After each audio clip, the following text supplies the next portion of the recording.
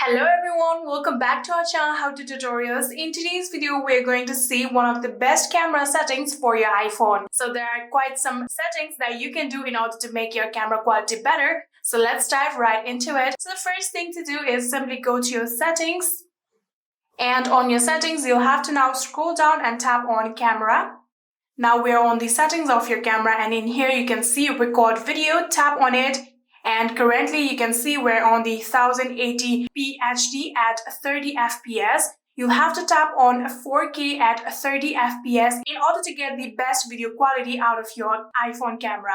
So tap on it, and like this, your video will be at highest quality. So you can go back, and another thing that you can do is simply just tap on formats right here. And on the formats, here you can see by default it is high efficiency. All you have to do is tap on most compatible in order to make your camera capture better. So tap on it like this, and you can go back again. So another thing that you can do is tap on preserve settings. And on the preserve settings, here you can see camera mode and control menu are turned off. You'll have to turn both of this on by simply just tapping on the toggle button like this and like this.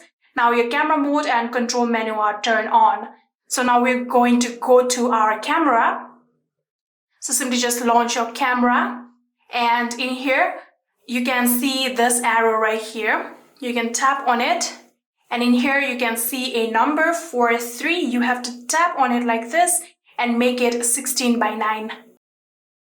Now your camera is going to capture more of the object that you're trying to capture and make your camera quality better. So there might be a slight issue with the settings, like if you want your photos by frame, it might be a problem. Otherwise, it's not going to be a problem.